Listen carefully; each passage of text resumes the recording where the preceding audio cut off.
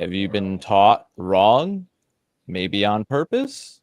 Climb aboard the DragonShip. We're going to talk about self-helplessness and how people are trained to be victims. Through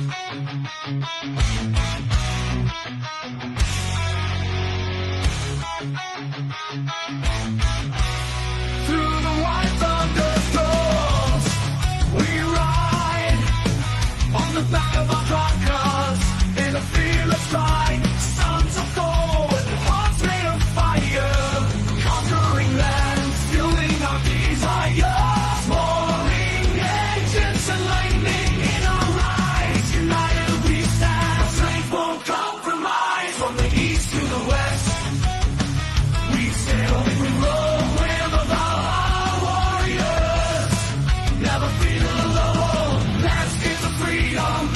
Beneath open skies, a promised land where our spirits arise. We battle the storms and tides of the sea. Now we've arrived in the land we're meant to be.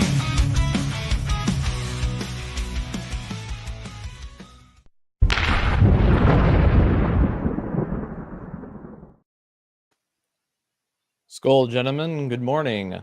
Welcome to the DragonShip. Good morning. Today we're joined by Vidar, Glenn Lawrence, and Reed. Welcome aboard. Red. Thank you, guys. But he can read, though. He can read. I can, just sometimes. Not all the time. What's going on, gentlemen? How you guys doing this morning? Doing fantastic. Afternoon, whatever it is in your part of the world. I mean, there's a lot going on, huh? The world's a pretty chaotic place these days. Oh, yeah. You know, just don't drive a Tesla and you'll be safe in your little safe space. Yeah, that whole thing is still kind of funny. I saw a meme on a video, but it turned out to be a meme of this girl putting a black electrical tape X over her Tesla symbol on her Tesla, and Greg, if anybody knows Greg on X, he's just like, well, you do know Elon owns X too. So it's just like, yeah, that's not going to really save you from these people. But I have been seeing people putting Toyota on their Tesla bumpers and stuff like that. I've seen that too.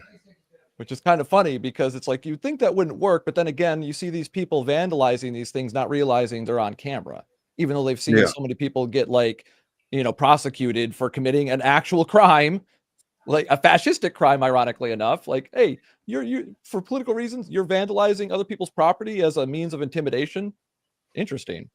Very interesting. So you're committing a crime to protest a thing that you think is a crime, but you don't really know if it is a crime, but you're going to commit crime to do it.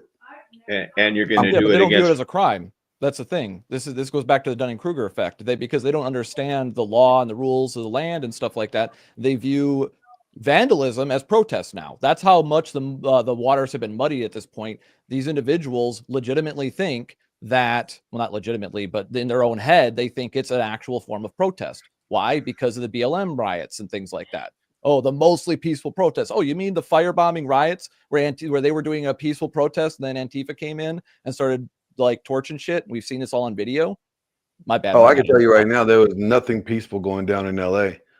I mean, I literally... That's what the mainstream media was saying. Mostly peaceful protests. It's just like, yeah, when people are destroying property, burning down buildings, that is not a peaceful protest at all. That is literally a riot.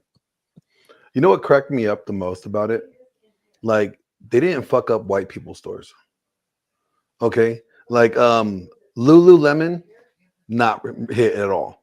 Wasn't ransacked, nothing. Oshkosh Bagosh, completely intact, right?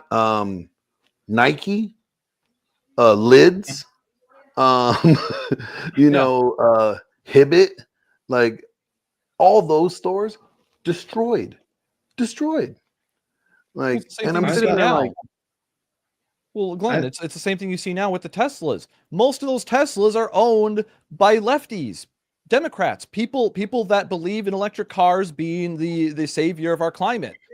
So Yeah. it's like, yo, you want to create more Democrat, converts to Republican? Yeah, that's how you do it. Start firebombing and vandalizing their cars with Nazi propaganda. Which side do you think that a Democrat is going to join? The side putting the swastikas up, or the side going to stop putting swastikas up?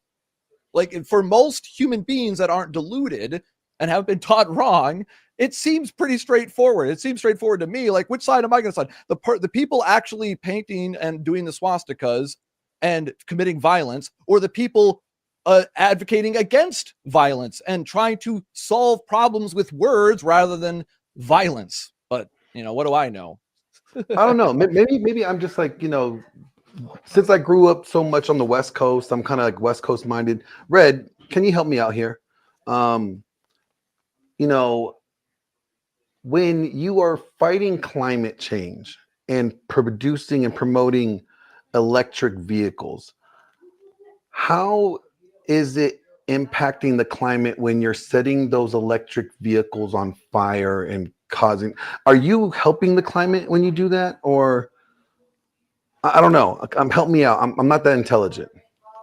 Well, I'll tell you one thing right now. Isn't it weird how people were talking about things like mind viruses spreading on the internet? And then once a few videos showed up on the internet of somebody vandalizing Teslas, it spread through the internet, through society, where people who are bored, self-righteous, angry, these virtue signaling type people, they saw this as their opportunity to have an outward expression of their inner virtue, which manifested in destroying Teslas all over the country. And you're right, it's usually people who are more left leaning. But not only that, it's literally like at the dealership. So it's at the corporations that are making one of the only successful products that you're trying to promote on the market. One of the only successful brands that's been able to do it. You're going to destroy that company by attacking the dealerships directly. I mean, it's kind of wild. Well, what do you think about like the carbon left eats its footprint you're own. leaving when you're burning everything up? Like, what do you think that's a small carbon footprint? Are you expanding it? Like, No, how about the environment? I just want to know when they figure out how you can like aim the laser beam at the volcano and stop it from erupting like billions of tons of carbon out into the air. Then I want to know what they really think about the environment, because I think the environment is going to be something that changes over time due to natural cycles. And like humans are so arrogant to think that we could even have a significant impact on, dude, I've seen towns leveled that were prepared for these events. Like we're so arrogant to think that we're going to be able to like without advanced technology, more technology than we have now, significantly affect the climate like to our will. It's not going to happen. Yeah, it's the my reason grandfather. we get billions of dollars in storm damage every year. If you think if we couldn't stop that, we would. Yeah, my grandfather was actually a climate scientist. He worked for the Navy. He ended up doing I all could see sorts of that. crazy stuff. So when it comes to the environment, like I could go on a whole tirade about like the one time I uttered the phrase global warming. That's the one time my grandfather actually looked like he was about to smack me. I'd never seen my grandfather more angry when he said that. He went into a tirade about how the U.S. military spent over $8 billion studying this stuff. I worked personally on these projects doing the sediment coring and ice coring so we could find the answers for the last million years and figure out what the climate's actually doing. And we got the answers. But for some reason, people aren't talking about that. Now, I could theorize why, but this is what it actually is. And we could go. I could totally see your grandpa being like a scientist. You know what I mean? Like he just look at him like, okay, he looks like a scientist. You just like from looking at me could probably agree and guess that my grandfather was a degenerate gambler and blue collared, drunk and really great at playing poker too. Like the best. A bit of a pool shark. Yeah, I got some stories about that too. Like my grandpa would be like, yeah, I'm a plumber. I lay pipe. Yeah, that's one form of plumbing. But it is very ironic, when it proves the point that we were talking about before, is that the left eats its own, as the saying goes. And when you see people that they shoot themselves in the foot and then they celebrate, that's the key thing.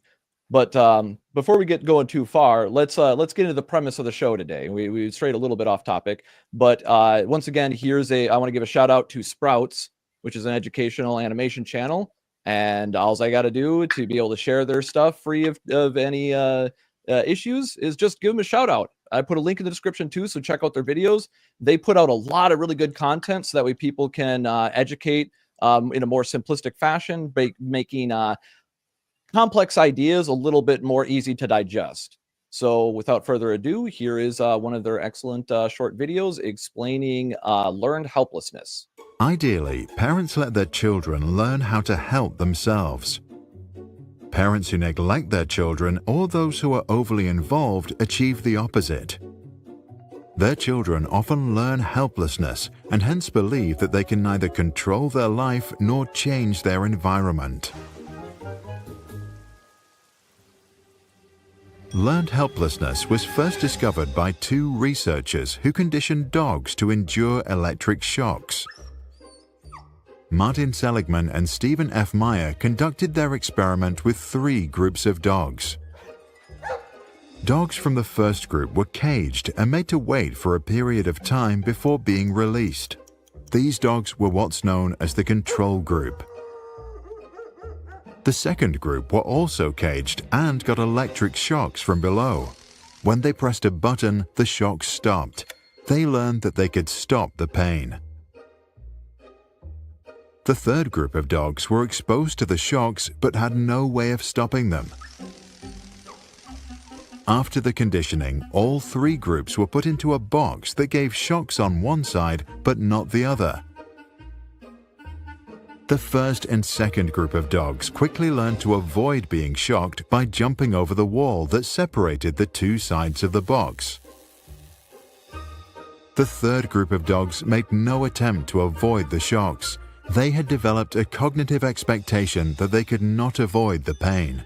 Seligman and Meyer attributed this to learned helplessness. Children can also be affected, as this oversimplified story attests. This is the story of Joe.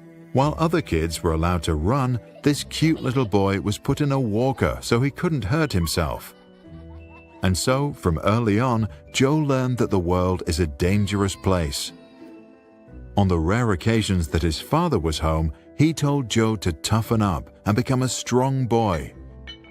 But without a role model, Joe lacked the motivation to live up to his dad's expectations. He began to feel inferior. Over time, this feeling got stronger. Whenever there was a problem, his mother would jump in to help. Joe began to internalize the belief that he couldn't help himself when confronted with challenges. Whenever he had to make a major decision, he'd ask his mum for advice. Deep inside, he resented her for not allowing him to become more independent. What are your thoughts? How can we help those that fail to see the path out of their toxic life? How can we help them to help themselves? Share your thoughts and your own experiences with learned helplessness in the comments below.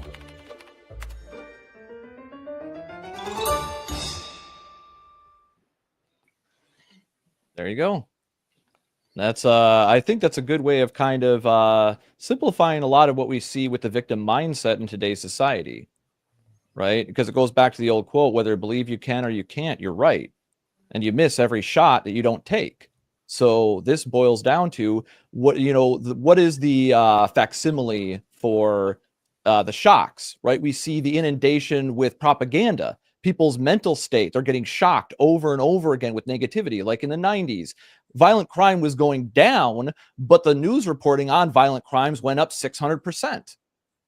So it's like, what were people seeing? Oh, violent crime is on the rise, whereas what, according to the actual statistics and real numbers, it was actually going down, right? And obviously there's going to be things that slip through the cracks and whatnot, because we're talking about millions and billions of people, right? But the exceptions do not disprove the rule, they actually prove it. Again, another thing that, people psychologically, do the Dunning-Kruger effect, tend to think, oh, that's not the case. So what I want to talk about today is, like the video even alluded to at the end, is how, like the first question is, how do you differentiate between learned helplessness and simply being in a tough situation where options are genuinely limited? So that's the first question. I think it depends on like their effort and how much are they trying to solve the problem. What is the amount of effort to solve this problem that they're facing are they putting into? Are they doing the bare minimum? Hey, could you help me do this? I don't know how to do it. You know, or are they taking time to try to learn what they don't know and get as much information as they can and trying to tackle it themselves? Or are they wanting someone else to do the heavy lifting for them? You know, I got a quick story here. Like, my son was born with amniotic band syndrome. And for those that don't know what that is, it's when the amniotic fluid bursts out of the bag of the gizzard bag that the woman's carrying in her whatever during the pregnancy, and these amniotic bands will wrap around the limbs and digits of the baby while they're in the womb. And just imagine wrapping a rubber band around a hot dog and putting it in water. That hot dog, because of the pressure from the amniotic band, will amputate limbs and digits and all kinds of stuff. Luckily for my son, he only was born without one index finger.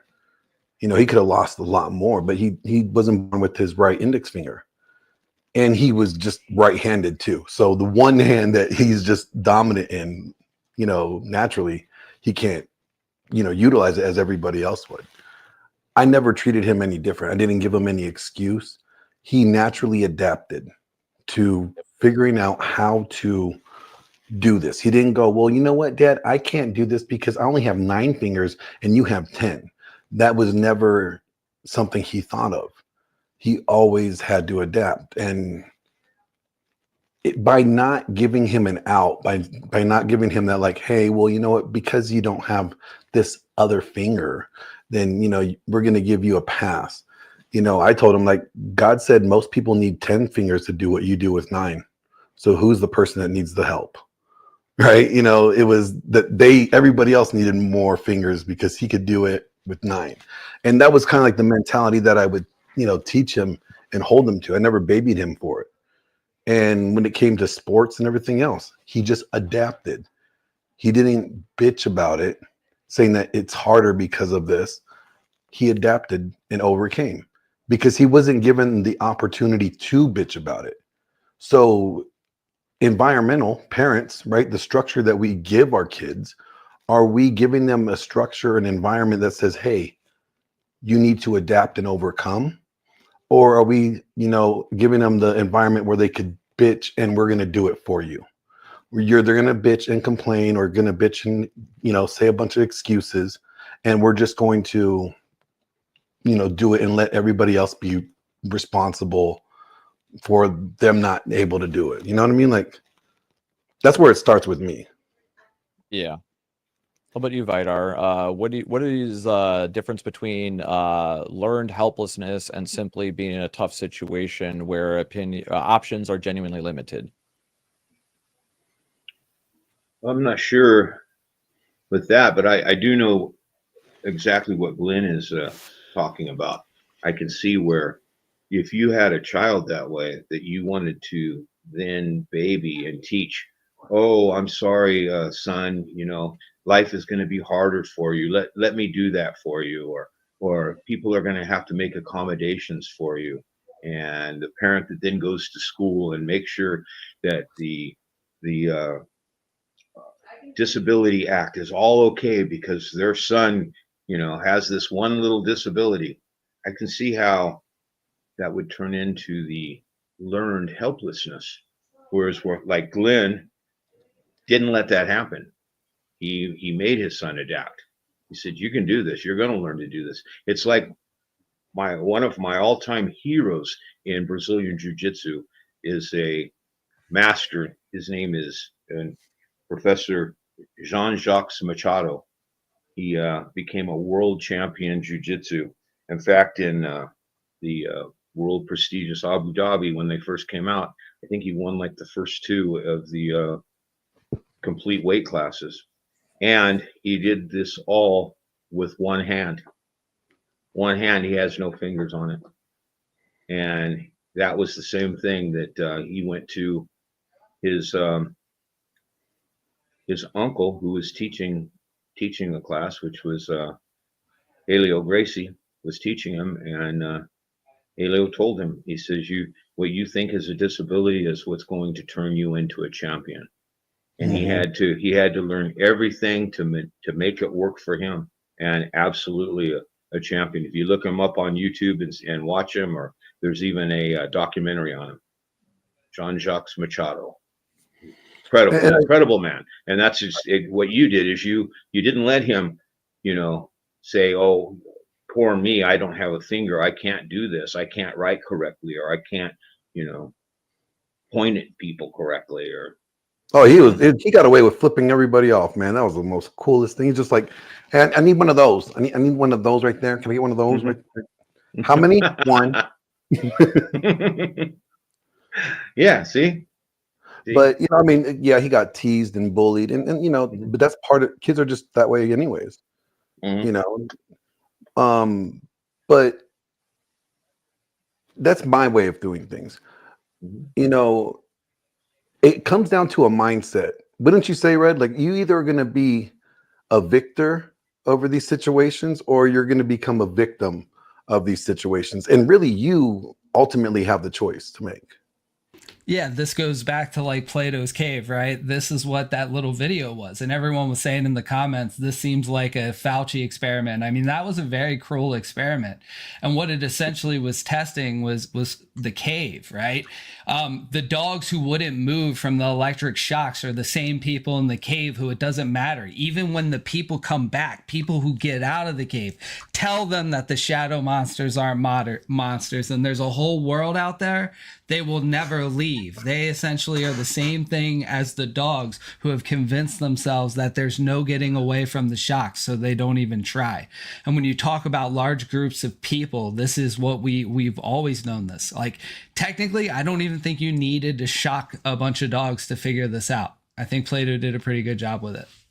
Yeah, I'd agree with that. That's why that experiment is kind really of good, yeah. a lot of people know about it, and it's just like, yeah, that's a very kind of cruel and unusual experiment. You're just inflicting pain and seeing it, but it shows the point that living creatures will adapt to their environment, no matter how terrible their environment or circumstance is. But how you choose to react to that painful environment can often make the difference between you overcoming the suffering and finding a new place to be, or being stuck, just being electrocuted. And sometimes you're stuck being electrocuted, right? Metaphorically You're speaking. stuck being electrocuted until you're tired of being electrocuted. Yeah. So that's the key thing, is about, do you believe that there's actually a chance of a better future, right? Because if your mind breaks, if you view that yourself as not being able to do anything, if you dwell on the past, it goes back to the differential for me with my father teaching me, was I wasn't allowed to fail, and I was taught that there's a difference between a reason and excuse. An excuse is something that you do have control over, and often it's bullshit. Right? You're just creating barriers that you could easily overcome to prevent yourself from doing something you need to be doing. It's just an excuse for your lack of discipline.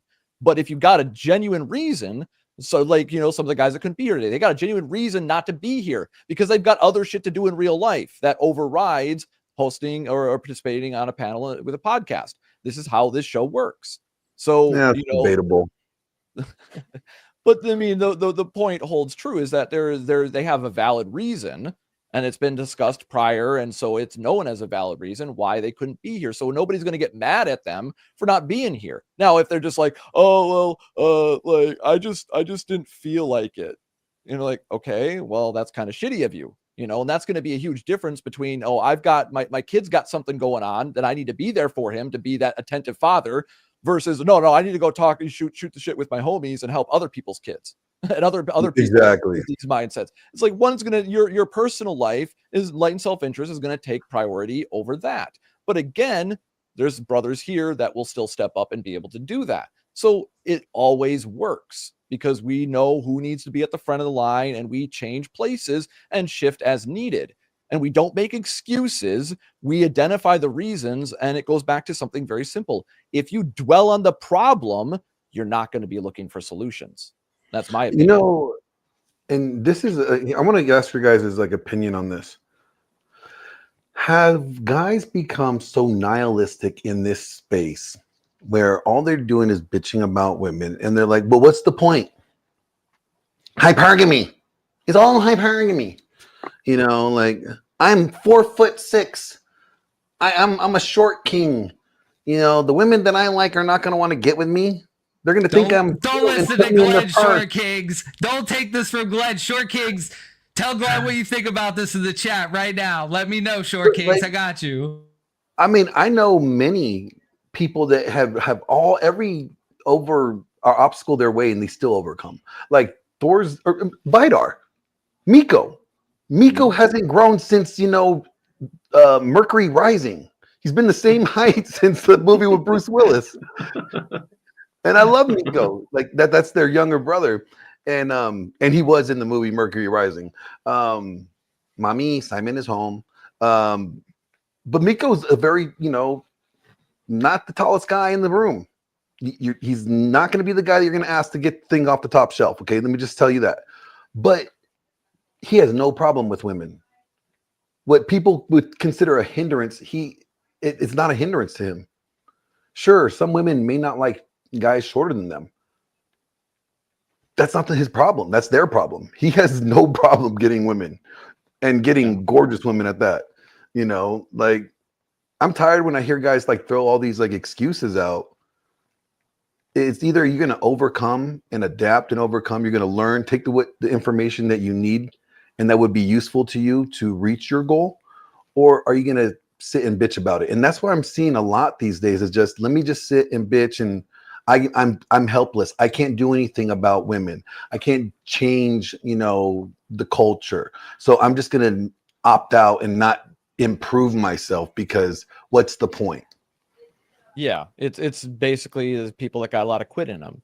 Instead of going like, okay, well, these are the difficulties, these are the problems. Is there a way I can overcome this? Instead of asking that next question is like, okay, so it goes back to something that Danuke was talking about on Twitter. I got involved with this a little bit because there was these guys trying to criticize Nuke as he was saying that, guys overblow the body count thing. And they do. They fixate too much of the genetic stuff and all that stuff. As far as I've seen with the research, that stuff is genuinely true, or generally true. I mean, but the issue is for a lot of guys is they'll view that as being a wall that they can't get around, that they can't get past. And then that's just a stopping point. So I have to have a virgin, but they don't understand, like, just because she's a virgin doesn't mean she's not a slut. There's little things called BJs and the brown eye loophole. And a lot of guys forget that this is the thing. I know a guy that may or may not have allegedly banged a Middle Eastern princess in the brown eye loophole. It wasn't me. Yeah, it wasn't Glenn. I will confirm that. But like I said, this is something that shocked him when he shared this with the group I was in, because he was just like, yo, I thought that, this wasn't really a thing. I thought this was just a myth. And it's just like, and now I've actually experienced it IRL. Like, what the fuck? This is really, I'm like, yeah, dude, like we tried to tell you, like, this is how women are. Just because you want to think, just because that, women always sell that purity because they don't want to be hoes. No woman wants to be a hoe, but she does want to be able to have the liberty to do naughty things. Some of those Mediterranean girls will give up the black cherry so they can remain. What is with all these names, you guys? The black cherry, the poop, the loophole. We're trying to keep YouTube safe. Oh my god! These are some of the terms that guys use when they're trying to talk about this in groups and stuff like that. Like I said, that's the one I heard for many, many years. The brown eye loophole. I'm like, oh, you mean? I'm learning all these new derogatory terms, you guys. I love it. My poor virgin ears. Oh yes. It's all with all the confessions you've heard. Yeah, I'm sure this is shocking news to you. So here's the thing. Like I look at it as like I think Kevin said this. It's a cope. The guys that say like, well, to me, they're just looking for an excuse not to put in the work. Yep. They would like things to be the way, like, that they want it. But if it actually requires them more effort and sacrifice than they're willing to put in, they rather just be nihilistic and be like, well, but there's no guarantee even if I did all that stuff that things would be better. Like, you're right. There is no guarantee. I think some are insecure about that body count. They don't compete. Don't get me There's started never been because guarantees, Glenn. That's the worst part. Like anyone thinking that they deserve a guarantee that they can make it, dude, so many people try so hard to pursue their dream and they fail and they never get it back. Some people actually go and they succeed, and even if they succeed, they ruin their life because they don't know how to handle the success they wanted their whole life. Very few, even the ones who get it, does it actually turn out the way they thought it was. That's even there's two groups of people we're talking about here: the people who have an idea of what they want and they never get it at all, and then the group of people who get it and can't even handle it after they get it. Getting it leads to their downfall. And that's why when we're talking about these weird tests like what they did with the dogs or the cave, what we need to learn how to do is, and I talked about this with you the other day. I was talking to an AI developer and we were talking about the story of the sword and the stone. And we kept talking about this idea that everyone has their own thing. If I could pull the sword from the stone, I have a thing that I could do better than anyone else, and I would fix this problem, or I would do this, right? But what there isn't, and there never has been a really good system for this, is what do you do when you go to pull the sword and you're not the one to pull it, right? Some people, it either breaks them and they don't know what to do with themselves, and it leads inevitably to their downfall. But there's very few resources that say, all right, even if it's not you, it doesn't mean you don't have something to do. You have to help create the environment for when the guy that comes and pulls that storm, you've created an environment that he's going to have it easier because you've set up the pieces to make sure that when the war's actually being fought, the right people are there to fight the war. And that's how it's always been. That story's old, and people realize that these themes are relevant in 2025. Yeah, Oh, and that's yeah. a good analogy too, the sword and the stone, because King Arthur pulled the sword in that story, right? But he wasn't alone. He didn't just set out and do all that shit on his own. He had a team of knights, Sir Well, he also Lancelot, had and all Merlin. these guys. He had a wizard. And what ruined that circle, bro? I mean, let's not even go there. Yeah, You just yeah, we mentioned should go down Lancelot. that. I was gonna say, Who ruined that Let- circle? Genevieve. Okay, Yep. let's There's not talk about there's a that. lesson here, boys. These stories are old, but the lessons are timeless. All right, it's not just The about one the sword. thing that King Arthur had, he had a fucking wizard, guys. Merlin. Glenn, I got a wizard. What do you I think I've know. been doing for the past couple years? What are you talking about? You know what? I'm gonna rename it. I'm gonna start referring to it as Merlin from now on. Hell yeah.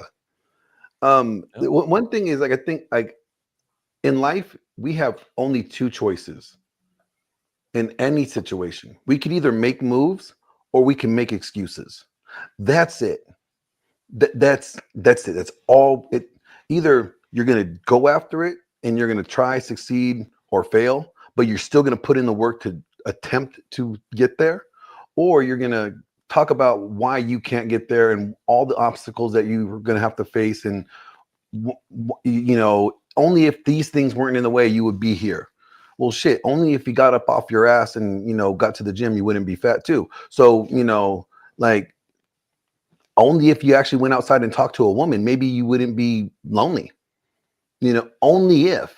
But that only if that's too much for a lot of these people to bear or to take on.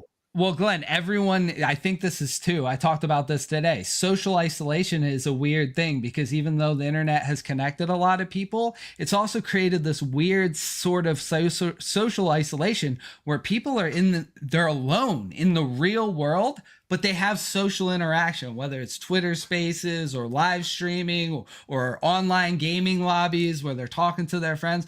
They feel the social aspect of it, but they're actually very isolated in the real world. They don't have friends that show up on a regular basis. They're isolated from their family. Their families are all spread apart. No one talks. Nobody does anything together anymore. And this is something I've been hearing from a lot of people for a long time, is that people don't know how to maintain healthy relationships with human beings in the real world. It's easier to maintain digital relationships, so people prioritize the digital relationship over the actual in real life relationship, because in real life you might have to show up. Your friend might call you at 2 a.m. when you have to get up and go to work, and you should go and help him even though it's inconvenient to your life. That's much harder than an online friendship to maintain. Yeah, and it's like, these virtual relationships or virtual connections are great. They are great tools to stand as a substitute for, until you get that your tribe. And you know what? These virtual groups, you could get guys that are part of your tribe in these virtual groups, but you still have that interaction, that physical in-person connection. You cannot just abandon regular interaction with people and just lean on the virtual. And Tell AJ I got him in the chat, Glenn. AJ, that was for you, homie. you got them. All right, AJ, you've been got. oh, monkey side eye meme. Yeah, yep. Like most of these guys that I do panels with, I either talk to outside of doing any podcasting. My guys hit me up and they check on me. If they don't hear from me in a while, they'll be like, "Hey, what's going on? How you been?"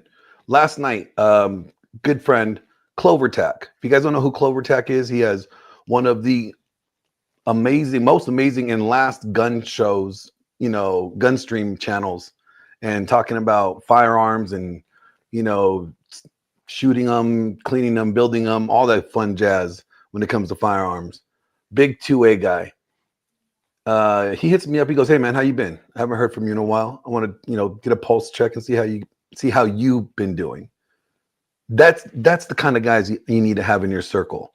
Although me and Clover have never done anything in person, but we don't do just virtual stuff. We make sure that our connection is deeper than the activity that we find ourselves having common interest in.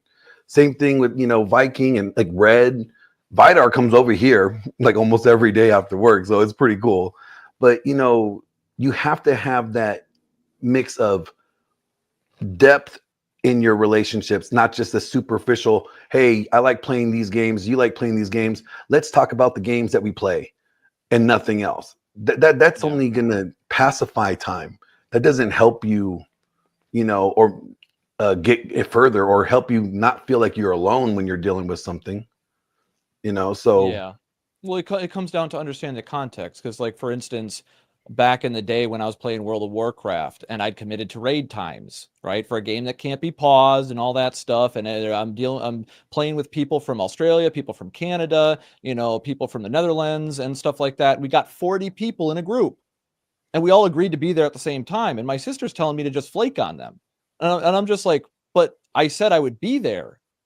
And "Oh, well, they're not your real friends." And I'm just like, "But they're still real people. Like, they might be my online friends. They might be my quote video game friends. But the thing is, these are real human beings behind their own computers in different places in the world. And I said I'd be there for them. As a human being, it would be not very wise of me to treat them like they're less than. That would be me dehumanizing them, not understanding their own humanity.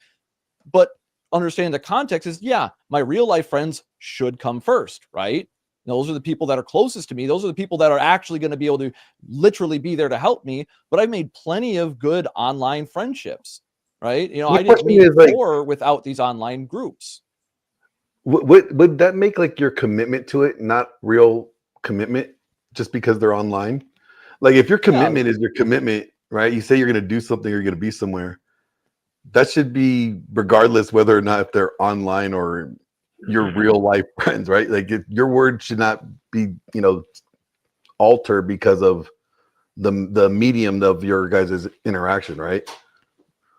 But I mean, that shows, my own family members like perspective on the world, right? That those people do not count as real life friends. Working on hold on one second, guys.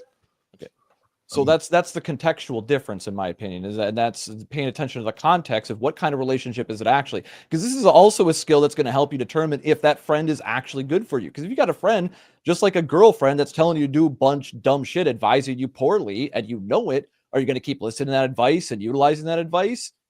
No, you're probably not. If you're smart about it, if you actually give a shit about your own future, you're going to take it with a grain of salt and adjust accordingly, utilizing nuance and context. But this comes down to critical thinking and problem solving, which is why I wanted to talk about this, learned helplessness, because as I said, I see a lot of people doing it. Another question here is, how do cultural or social systems perpetuate learned helplessness? Well, we've kind of already touched on that a little bit.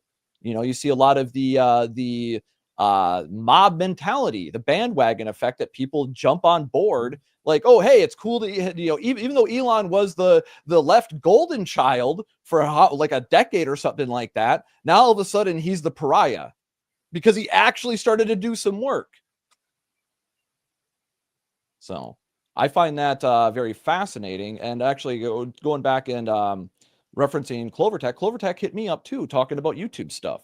And the reason why he's one of the gun channels out there that's doing good is because he was proactive about it. He got in contact with YouTube. He contacts them semi-regularly to figure out what he can and can't be doing, so that way he's actually adhering to the rules to the best of his ability, while still putting out the content that he wants to put out and finding that compromise. But a lot of people, they'll just like accept the automated system. They don't realize that, like, when you're actually doing something on YouTube, like, this is one of the things I can advise people on, is like getting contact with your representative. Once your channel reaches a certain threshold, you get a manager. Most people don't know this because they don't make it that far. You actually get assigned a manager and you can talk to them directly. And it can be hard to get a hold of them, but that's the thing. You get above that threshold, like say 50,000 to 100,000 subs. A lot of times you can email and get a hold of a person that can help you with these situations and advise you. So you're not just fumbling around in the dark. But you see a lot of people posting like, oh, they took me down for this, that, and the other thing, and they didn't say why. Well, it's just like you weren't proactive about it. So I wanted to say that because that's another example of, well, everybody else is yelling doom and gloom for gun channels. Clovertech's out here killing it still, getting shit done. Why? Because he was proactive rather than reactive, or just really like, oh, woe is me, I guess I'm doomed. Dude, he got sponsors paying him to go shoot and blow up shit. Like, how fucking cool is that? Like, that's the life. He may not make a killing out of it, but he travels and go to all these gun shows to shoot shit. Like, yeah. Some of the car channels had the same thing. A lot of the car I'll channels do that for free. You ain't gotta pay me nothing.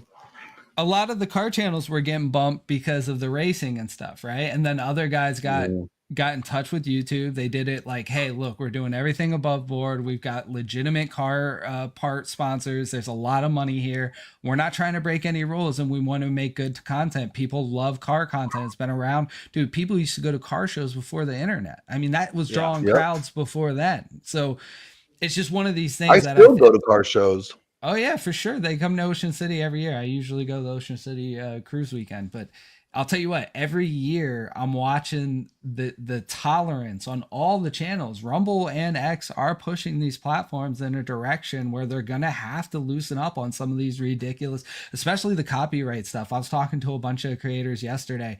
Everybody's in agreement. This AI stuff, it killed copyright. They have no, I mean, people are going to be able to make their own AI music, their own AI assets for streaming, their own AI. It's going to be everything. It's going to be so much that there's going to be no way. Like, how are you going to tell someone like us, hey, you're a copyright violator, when all these LMs trained all the artwork in the world that was on the internet? Like, I'm the copyright violator. Like, it's not there. After the court cases start hitting, there's not going to be anything such as copyright violations, I think, because of AI at such a scale. We're talking in a year or two, it's going to be significant change. Well, all of our music is AI right now. Well, even before the AI stuff, the copyright system on YouTube was already a bit of a shit show. Yeah, because it allows people to just flag things, and it doesn't even necessarily have to be true. And the appeal system is so, because it's mostly automated, it's so difficult for you to prove that, hey, this was fair use. This shouldn't be struck. This shouldn't be taking my stream down. But it's always a reactive situation where you have to clean up their mess, and deal with the person making a false claim, rather than you being innocent until proven guilty. You're guilty until proven innocent in these cases. And that creates a shit show situation where you see lots of big corporations that have teams of lawyers able to abuse the system, and it makes it so that way they can take down legitimate fair use situations.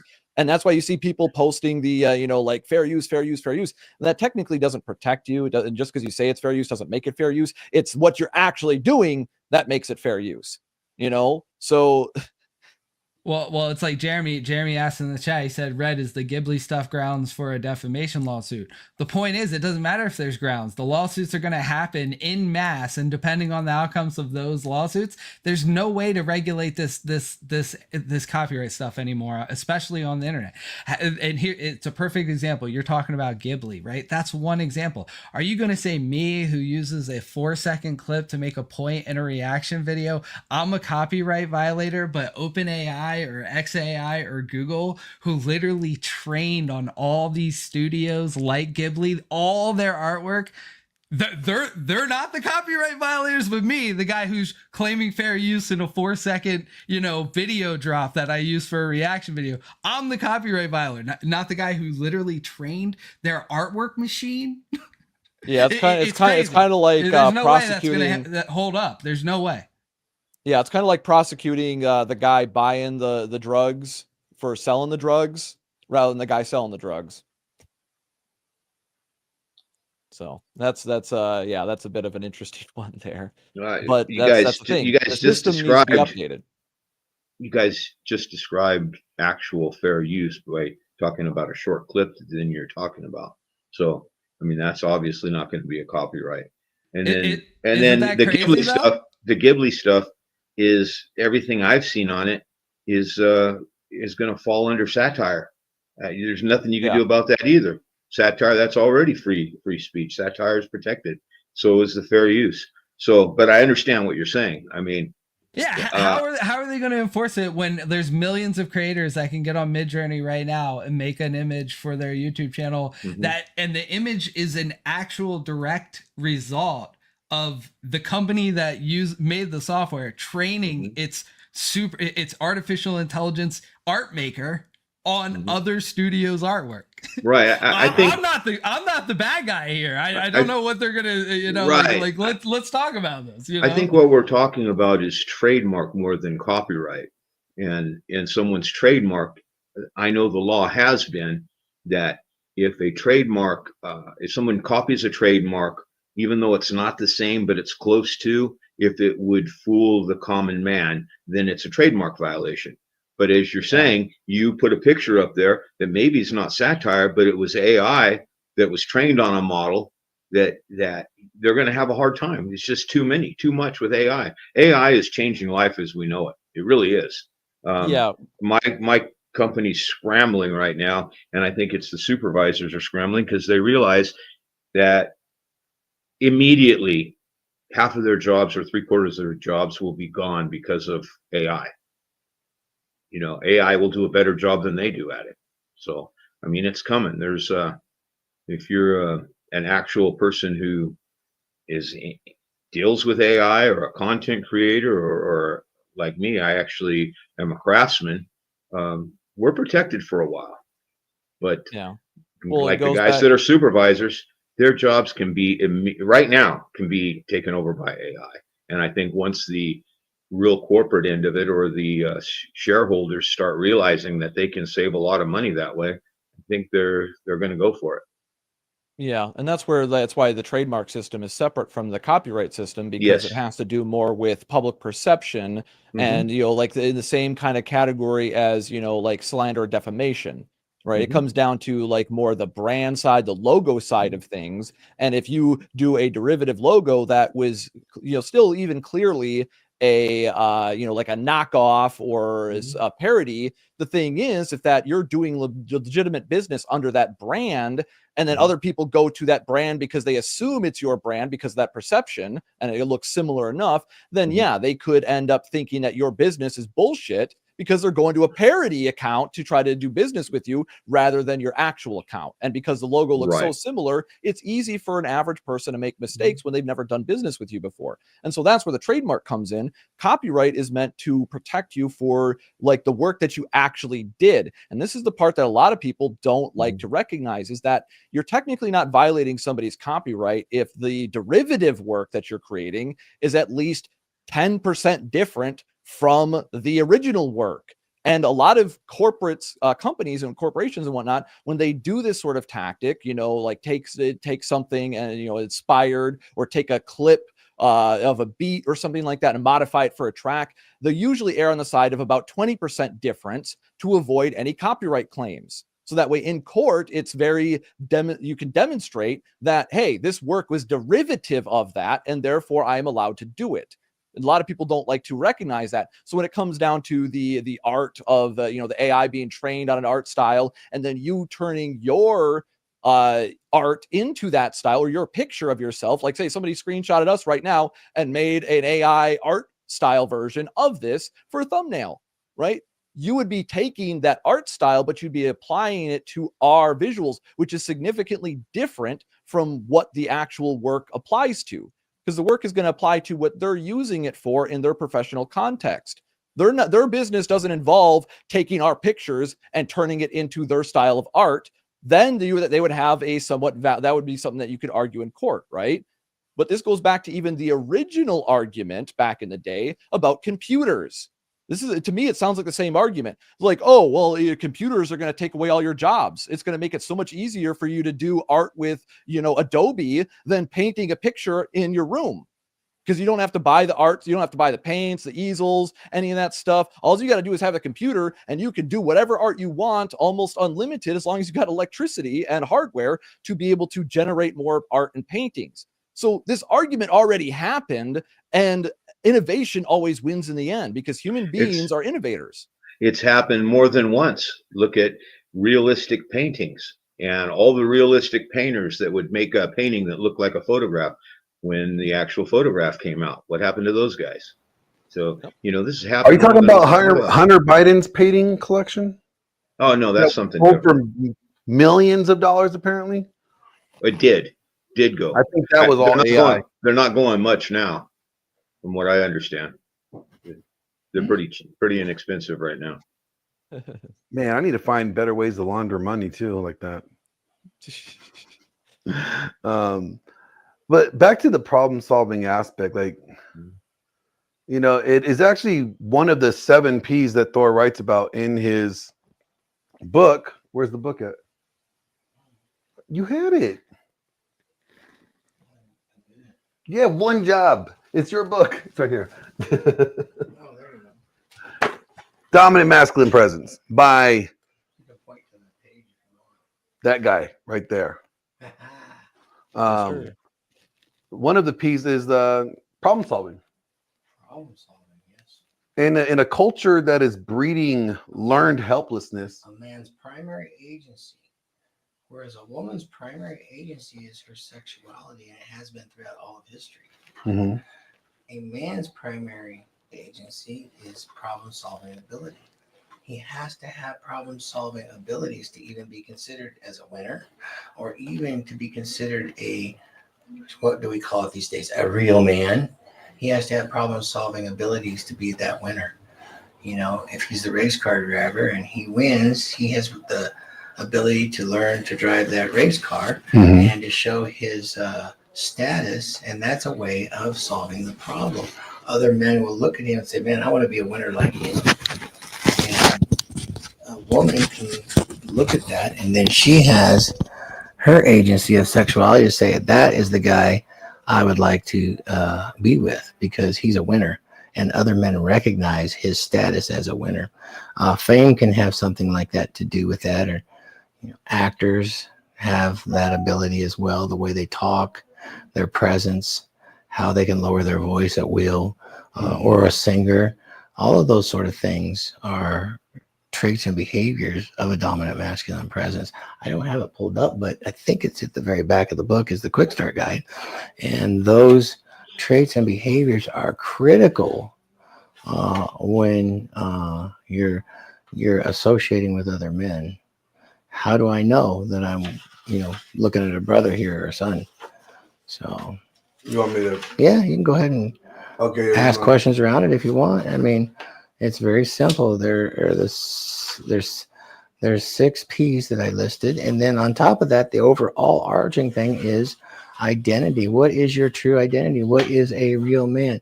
If you're going to talk about it traditionally, there are broadcasters out there that can tell you what those are. Nietzsche talks about beyond good and evil, and when I talk about resilience or what is your superpower, within, or superhero within, and some of it's inner dialogue.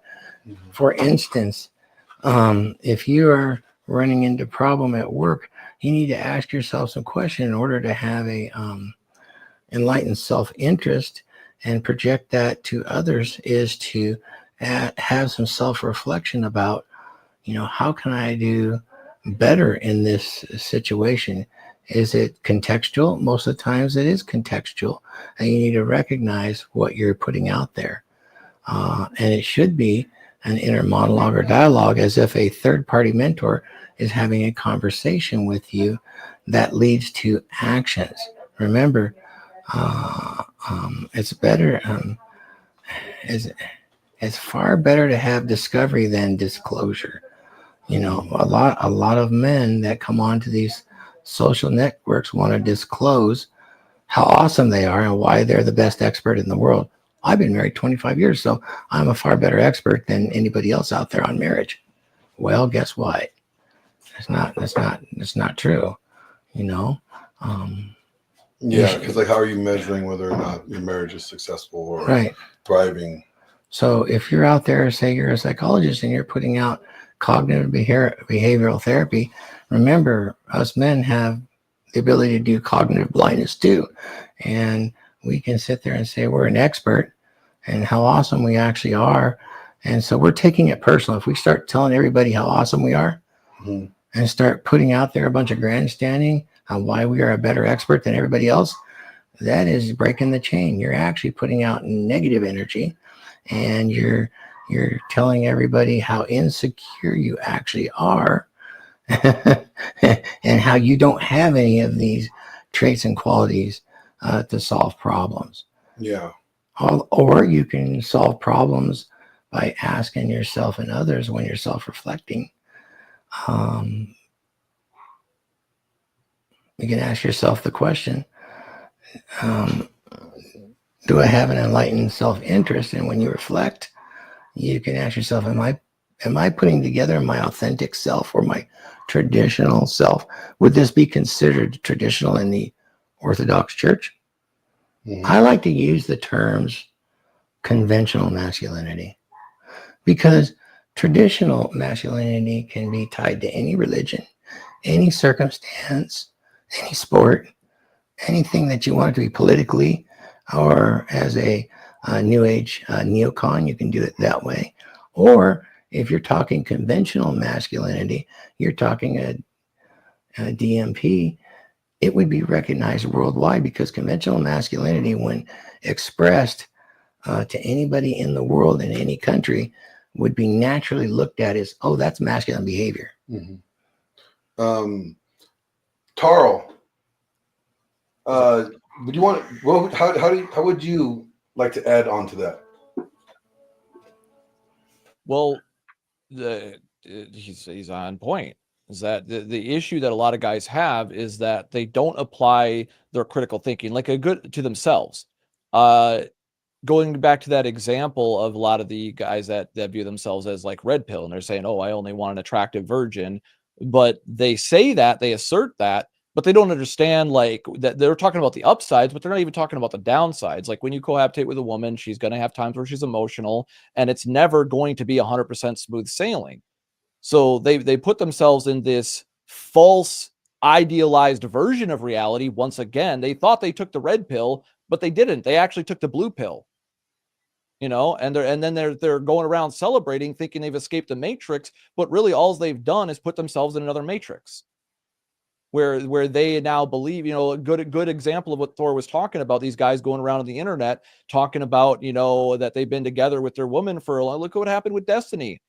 Oh, I've been together with my woman for 3 years and I know what the hell I'm talking about, even though he's got guys with more successful relationships. But everybody's been with her trying woman to help during him. those 3 years. Everyone has been with Destiny's wife during those 3 years.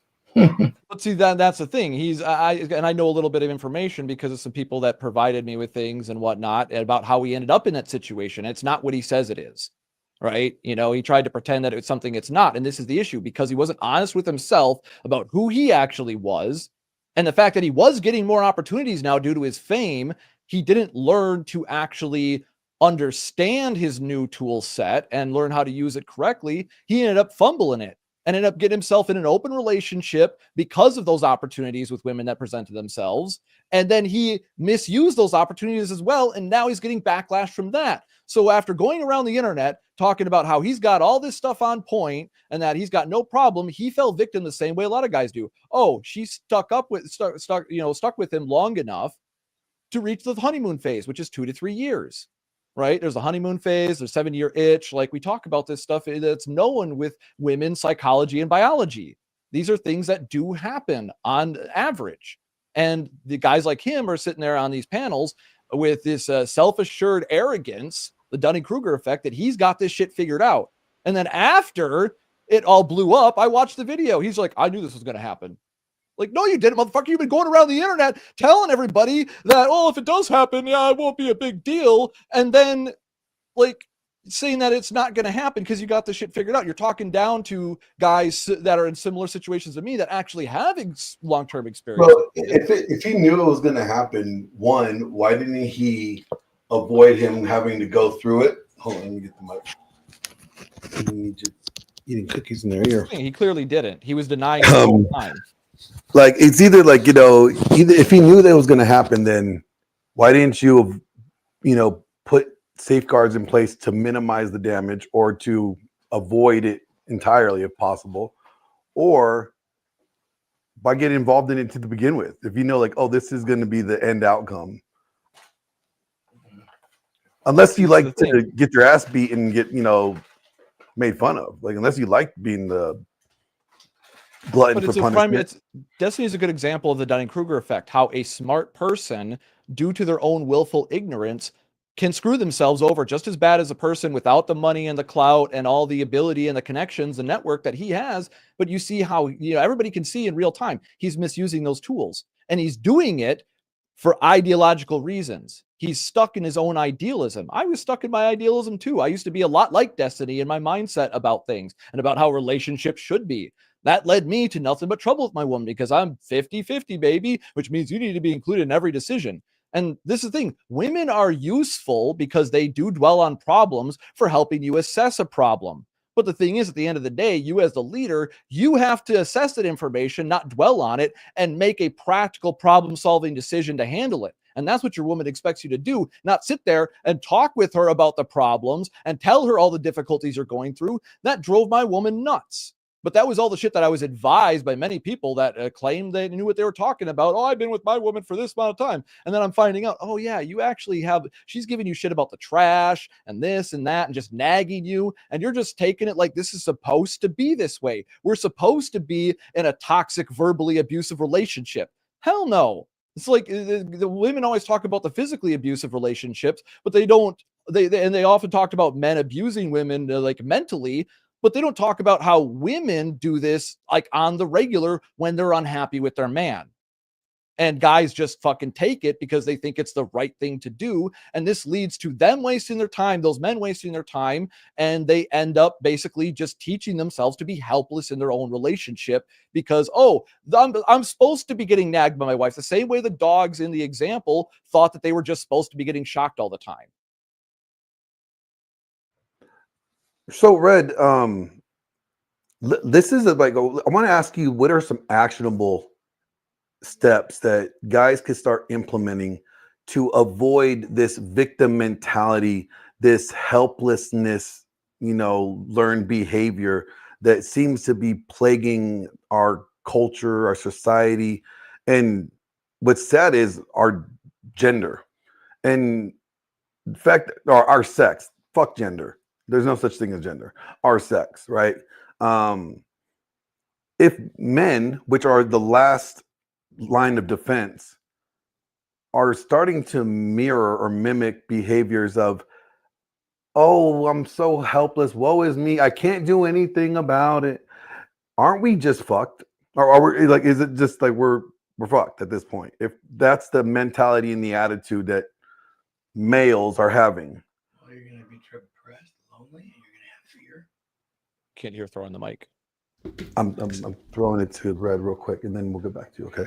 And Go you know ahead. what? I appreciated what Thor said about we're meant to be problem solvers. So when we talk about practical solutions to a very different future that we're about to experience, we have to remember that in my experience, I think organization, structure, discipline, regularly showing up for the people in your life, committing to exercising on a regular basis, committing to eating healthy, and actually following through when nobody's watching, when you don't have teacher, when you don't have wife, when you don't have whoever it may be, your trainer, whoever it is.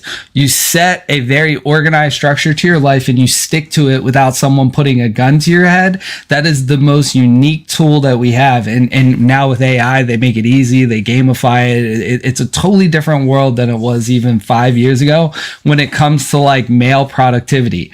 The thing is, most people are isolated. Most people are separated. Families don't live close together. They don't have multiple family members in the same home anymore. So it's up to you to make sure that you set the standard for yourself and you follow through without having to have the accountability of the village. This is where a lot of men, I think, are failing now. And it's to talk about the village. We used to have entire communities. The village would motivate us because not only would we not want to disappoint ourselves in front of the village and embarrass ourselves in front of the village, but more than just our family depended on us. If you were the village baker, every family in the village depended on you to wake up when you said you were going to wake up and make some bread. And that element of social fabric has been removed from society to a degree. So now it's up to us. Without having that there anymore, we still have to set that standard as high as it was back in the day when that social pressure was there, and we have to follow through. And I think the best thing you can do is come up with a daily schedule, come up with weekly and monthly goals, get AI to help you meet all of that. You can gamify the experience if you like video games, where basically you can level up in life and you will get new levels to actually do great things in your real life. I think that's going to be the future. And when you see a big productivity AI service come out where people are like, man, like I'm getting all these points, I'm unlocking all these NFTs, whatever that looks like. I don't know what that looks like, but it's going to happen in the next few years. So I tell people right now, the best advice I can give you is learn how to use AI for productivity today, start using it for productivity, and be that person that doesn't need the village to motivate you. You're going to have to do it. Yeah, I agree with that 1,000%. I could have said it better myself, honestly. Thor, you want to add to that? Well, one of the things when you reflect and you're looking at your identity, the identity of the Spergtardians back in the day was pretty simple. He'd be called by the king in his community to solve a problem. The problem is that the Spergtards were invading, so they'd tell the men, grab your shields and either come back home carrying your shield or be carried on your shield. Mm-hmm. Get in the shield wall and grab an oar. And here on the DragonShip, it's grab an oar and start pulling. It's about demonstrating your problem-solving agency for a man. Is get down there in the shield wall when you're called, and get ready to take. That's a way of demonstrating action and Being the next man up. Yeah, it really is all about. I mean, I quoted in the original book is a man has everything he needs to become by taking action, any action, good, bad, ugly, indifferent, but take action that other men will notice and that women will notice. It's putting you down in the winner's circle, whatever that is. A meetup with cars, whatever it is. A meetup in San Diego, that's fine. If you find yourself taking this personal, realize that, you have insecurities, probably the insecurities that Brene Brown made millions of dollars building an empire on when she talked about male vulnerability, which is a complete crock of BS. That's weakness and the ability to be wounded, in which the women can capitalize on, and these fake psychologists as well that are giving out these counseling sessions without recognizing that every relationship is an exchange of value. Mm-hmm. Caravan gets it right. It's an exchange of values. You know who else gets it right is our buddy that talks about no more Mr. Nice Guy about covert contracts. Yeah. So many guys will go on that first, second, third date, and the covert contract is, wow, if I go on 3 dates with you, You know, sex should be next. If I let her, If I let her stories tell me about her day, yeah, and maybe she will blow. and I don't judge her, and I do some chores for her. If I do the dishes, I get a handy. If I do the dishes in the laundry, I get a blowy. Right. Right. Yeah, you're far better off of having that sex way up front, like they do in Iceland. You know, those teenagers. Yeah, the Iceland and the Mennonites. You know, what when they become teenagers, they get 2 men a night. So. No, they go on what Rumspringa? You know, they expect those teenagers in Iceland to have sex on the very first date, and their reasoning behind it is they had a low population, they needed to get up. And the next part is every woman would come with a dowry, or he would have to pay, or he'd have to pay a bride price. Like a bride price? Yes, so that would impress the family, and they'd have to approve of any marriages, and the first thing they'd want is to know that the sex between the two was compatible. Obviously they want them to be happy, and with sex being so important, a very important part of any marriage or relationship, they actually, and you can look this up, Google it, please, I encourage everybody.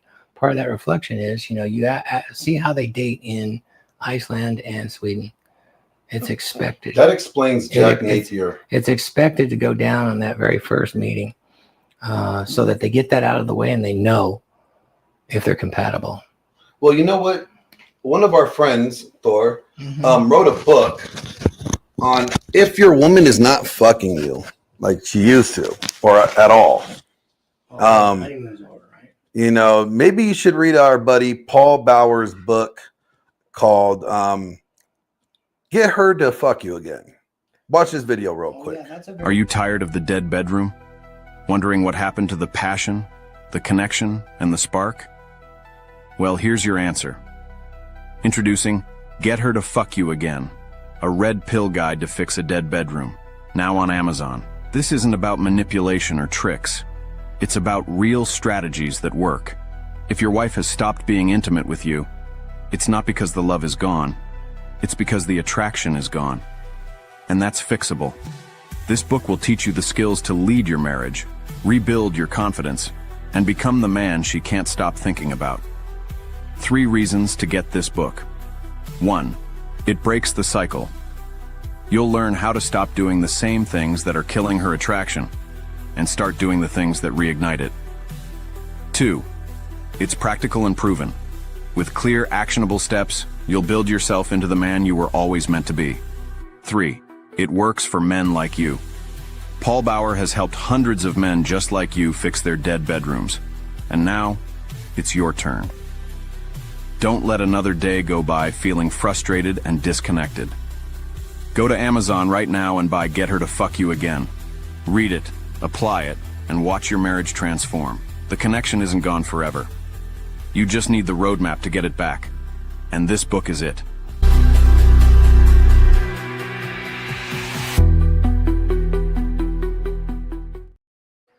Believe it or not, that bald son of a bitch knows how to write books, okay? And format them. He's really good at it. Taro, please, man. He's a good editor. Take the lead on this. Yeah. I always recommend Paul's stuff to people, you know, especially guys that are struggling with dead bedroom. Like, he gets it. You know, the biggest thing that I tell guys, if you're not happy with your life the way it is now, to change your life, you got to actually change your life. You can't keep doing what you've done, or you got to keep getting what you got. You know, I can't remember who said that, but that's a quote from one of the guys in the PUA space. You know, I think it might have been Mystery. But the thing is like, a lot of guys will sit there and complain about the problem, but not actually research what they can do about it, what their options are. And then so they end up just kind of doing what other people they know tell them to do. They half-ass it. They don't do their due diligence. And then they wonder why, like, they might make a few changes here and there and it doesn't really work out. And then they get discouraged. That's playing back into that, I'm helpless, I can't do anything. You know, oh, I'm going to half-ass it and not actually get good at it. So now I'm just going to give up. I'm blessed because I wasn't allowed to quit. I was literally not allowed to quit. I was told, you have to do it until you do it right. My dad would be, you're going to make me proud. I know you can do it. Now do it until you get it right. I'm going to tell you exactly how to do it. Now do it. And I might mess up 2-3 times. I got to the point where he'd tell me to do something. I just, oh, how do you want me to do it? And he'd tell me exactly how to do it, and I'd get it done first try. And that impressed the shit out of him. And he'd go around bragging about people. But that was because I was not allowed to tap out. You know, he'd tell me when I do need to tap out, because he'd also teach me that. He taught me temperance, right? You can't work yourself into an early grave. You need to understand your own limits, but your limits are much higher than most men believe they are. And many of them have been taught that. That's the problem. They come to believe it because they take tainted or bad advice. And it goes back to one of the things that women say. They tell you vulnerability. But the thing is that what was Rollo always say, women want a man who just gets it. What guys don't get about that little language thing there, that's a trap. That's a shit test. What they're really talking about when they talk about vulnerability is they're trying to give the weak men permission to be vulnerable, so they'll out themselves. But for the men who actually get it, what they're actually saying is that you need to have some accountability and humility. You need to be able to know when you're fucking up. When women say vulnerability, that's what they're talking about, because what do they always go on and on about men having soft, weak egos? Because many men do. And that's where they're usually going to try to test you, because most men are suffering even if they find out the information, they end up suffering in this cycle due to just sheer belief in that bullshit. They get invested in believing they can't, so they suffer from sunk cost fallacy and not being able to overcome their own ego. Their ego holds them back. So that's what I see a lot of times with this helplessness, is that what you're really struggling to overcome, to problem solve, is how to work with your own ego. Most guys can't even work with another human being, let alone themselves. That's why, because they can't handle their own fucking ego. I've got a huge fucking ego. I'm very open about this, but my ego is on a leash. It's under my control, right? We work together. Met anybody like that at all. I have never met any guy like that at all whatsoever. I don't know what you're talking about. But see, that's the thing. If you don't control your ego will control you. So that's how you really get that self-assessment. Be honest with yourself. Stop letting your ego lie to you. Tell you who you really are, because your ego will tell you lies in two ways. It'll tell you you're not good enough, and it'll tell you you're too good. So the thing is you got to figure out what the actual truth is through critical thinking. And that critical thinking, I always say, needs to be applied to yourself first. That's how I'm able to do the things that I do, because I was like, no, you got to just do your homework, measure twice, and then cut once. And if you do that, you're going to be much better at getting a result that you can then learn from, even if you fail. And then you can go back to use scientific method, reassess what you just did, and repeat and figure out what you did wrong with those subtle changes. And a lot of guys won't do that. I see it all the time. They'll try to make these like crazy leaps forward. Well, they'll start talking to me about like advanced game and things they could talk about on like a date and stuff like that. And I'm like, you haven't even learned how to cold approach the girls yet. Like, what are you doing talking about like what you're going to do once you're in an LTR? You're putting the cart before the horse. Spock level game? You never heard of that Spock level game, bro? Slide in like this. Spock I thought it was live long and prosper. Oh, I'm long and I prosper. Trust me. Fair enough. The living part, that's debatable. For Spock level game. You know why so many men resist it though? Because it means you got to stop doing the things you like. And I think a lot of men hate this side of it. Like, I talked to somebody about this the other day. The country does this. People I know do this. And the best example I've heard is somebody, let's just use a random vice. A guy who is addicted to cheeseburgers. His entire life is a mess because every day he eats 15 cheeseburgers. His wife fights with him about it. His doctor yells at him. He's having medical problems. And every single day, this guy has another problem in his life. Is starting to avalanche out of control because he eats cheeseburgers. And he's willing to do anything he can do. He'll start going to the gym. He'll start cleaning he'll wake up at 4 a.m. every day and dump his face in an ice bucket. And he'll try every other solution that exists out there except for stop eating the cheeseburgers. And I don't know what this is for every guy, but sometimes it's games, sometimes it's porn, sometimes it's just procrastinating in general. But they will change every element of their life except for the clearly and easily identifiable problem that is at the root of every other problem in their life. It's like the alcoholic saying, you know what, I'm going to go to church every day and wake up at 4 a.m. and slam my face in an ice bucket, and I'm only going to eat fish that's caught in the Pacific Ocean specifically. But I'm going to keep drinking though. And I'm going to fix every problem in my life. And this is why I see this over and over again. And that's why I think moving forward is giving men the ability to look, men are going to face the biggest social crisis they've ever faced. And it's happening in the next few years. Wars will be fought by robots. They already are. Drones are already a huge part of our military. But I mean, what we've been good at, physical labor and war, is literally they're going to replace us with Optimus robots and drones and all this crazy stuff. They're not going to need men for war. They're not going to need men for labor. They're not going to need men at all for a lot of this stuff that men have traditionally been the best at because of natural genetic advantages. For the first time ever, the technology is going to surpass that. It's going to create a real interesting environment. You're basically saying that men are going to make themselves obsolete. Yeah, we've built the machines to make sure we don't have to be. It doesn't take 300 men in a field to pick the pumpkins across the street from my house. It can be 20 Optimus robots working 24 hours and charging themselves. They're good enough today to go out in the field and pick pumpkins without breaking them and load up trucks with pumpkins. They can already work in the BMW plant. Figure Robotics, they already have them working the assembly line at BMW making cars. A lot of the Tesla plants are fully automated. So at this point, a lot of the things, and even war, this is what they usually need us for. Join the military.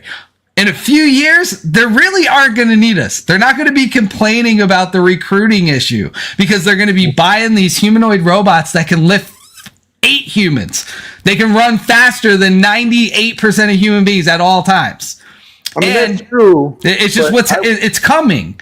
Glenn, we need men to understand that and say, look, the machines are going to replace a lot of what you're needed for. You need to become excellent for a reason. Like, this is going to change the environment. You have to say, hey, the thing that's different that makes me better than the machine is I'm a human and I'm an impressive human.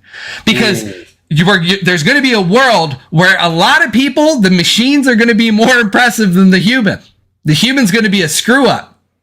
Well, right? I mean, there already are. Like, they already are. It's the problem. So it's going to be even more important for you as a human being to be like, I'm an impressive human being. You want me over the robot or the other loser in society who can't make good choices and fix their life, whatever that looks like. It sounds harsh, but it's nature, and it's always been this way. Technology has an element of nature. I got Go ahead. one pushback. You said 20 Optimus robots picking the field. You're not out here in California. I'll take 5 Hispanic men, over them 20 robots, because those guys will get it done a day and a half sooner than Optimus, because Optimus needs to recharge. Glenn, I'm gonna hire the Mexican guys to teach the robots what they do, and the robots will follow them. They'll scan them. They're gonna sit back on us. Yes, exactly. These motherfuckers are just gonna sit back and watch my robots and make sure they're doing the work right. And if anything fucks up, they got this, man. They know how this shit is actually done. See, and this goes back to the topic, self-helplessness, is that what makes human beings the most dominant apex predator on the planet is not how big we are, not how strong we are, not even how smart we are. It's the fact we're supremely adaptable. So the mistake that you see a lot of women get criticized for is how they're all like the women's basketball. Oh, they're trying to lower the net, change the rules rather than adapt to the environment and perform in the environment. And that's where men are struggling right now, is believing that we need to change the rules. It's the same thing that the MRA people ran into back in the day when they're protesting these laws and saying that society needs to change to make marriage better for us. It's just like, no, you need to understand what female nature is, what male nature is, and you need to adapt to the laws as they are now and figure out how to move correctly so that way you don't get fucked up. But they don't want to do that because they're stuck in the past. They're not adapting to the changing times. It's the same thing with like what Vidar said before about those realistic painter artists. And the thing is, there's still a market for that, because some people might just want a real human artist to paint a very good picture of them that looks like a photograph. So those people do still have jobs, but it's a niche now. It's not an industry like it used to be, thanks to photographs. And then photograph film, right, got replaced by digital. and there's a whole transition that happened with that. And that's the key thing. To become better as a man, you need to keep your curiosity. The practical advice I have, keep your curiosity about things, how things actually work, the why, not just the how, and things like that. Understanding the full complexity of anything, because the more context and nuance you have about it, the bigger picture and more detailed picture you have, and the more informed decisions you will make when you're trying to solve problems.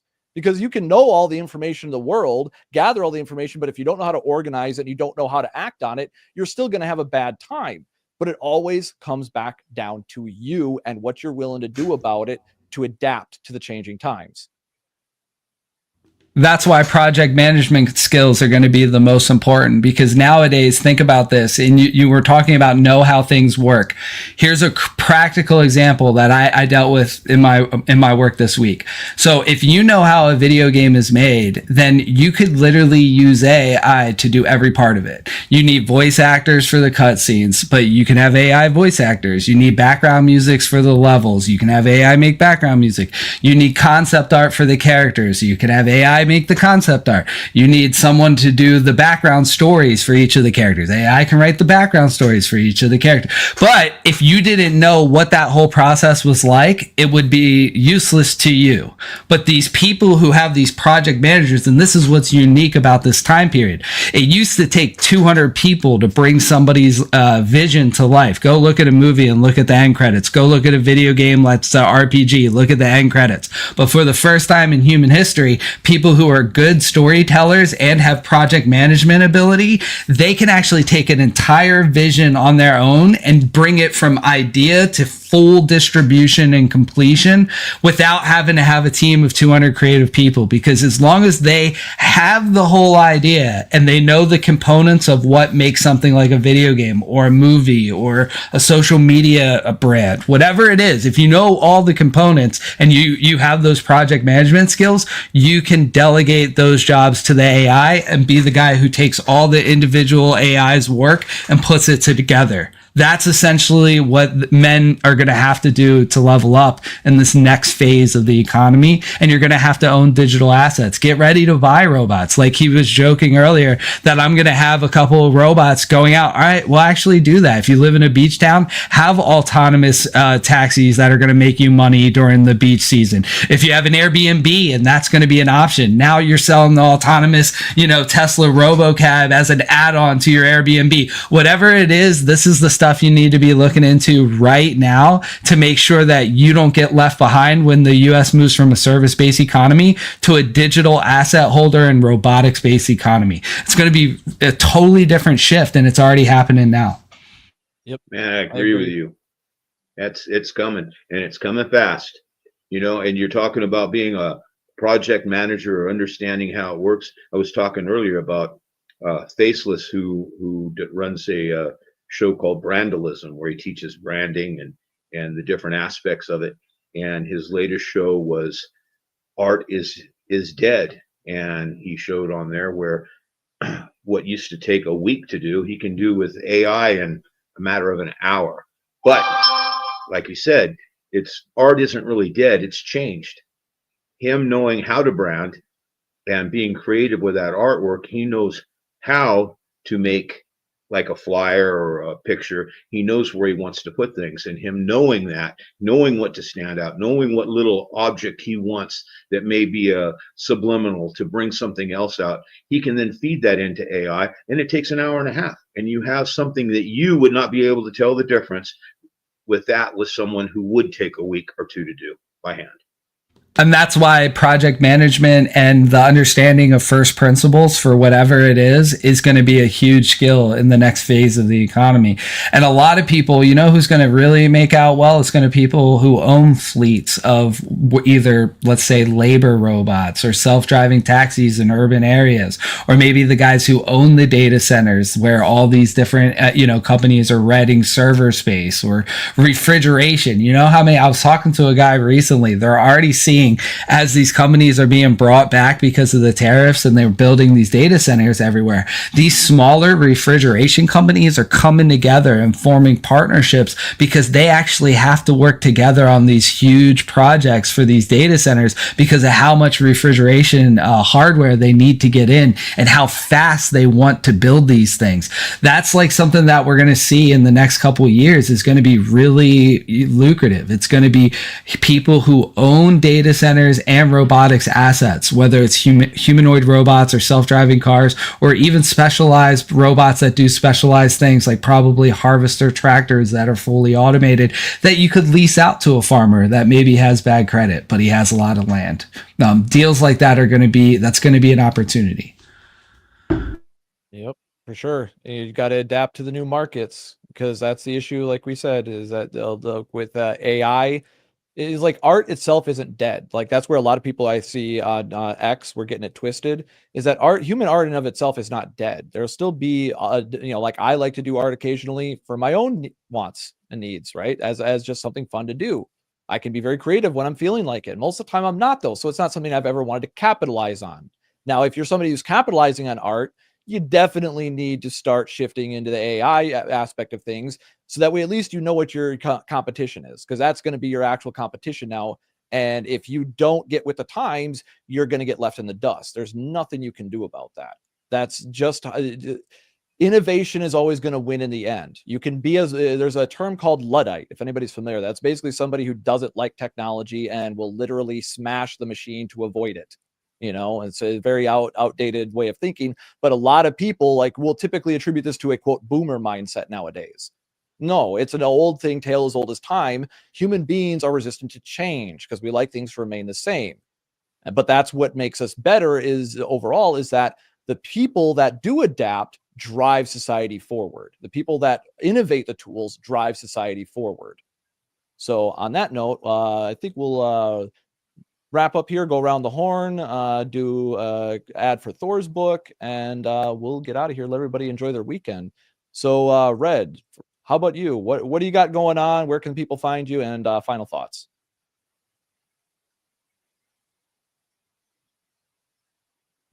Sorry, I switched screens. Thank you guys for having me. I really appreciate you.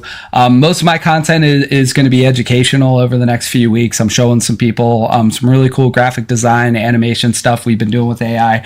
We're really grateful. In the past 2 weeks, we've helped content creators launch 4 new podcasts in 2 weeks. So we really appreciate everyone who's been reaching out to us. We've been doing some cool stuff, man. We've been making Stream Deck icons. We made some really cool animated streaming assets for some really awesome people out there, and it's awesome to see all these shows out there with streaming assets that were made by Divisive Content. It's really cool. I've been trying to tune into you guys when you go live, and it's really cool that you guys are coming to us for all your streaming assets. So I'm going to be making some streaming assets, man. I made a really cool background for DragonShip. I can't wait for you guys to see that. Yeah. I animated a Merlin. I did my own animation using ChatGPT. I'm not an animator, but this is all for branding stuff. So we've been I've been really excited about showing you guys. Check this out. This is actually, I'll put it up if you want to screen share. This is something I was doing for the DragonShip using AI.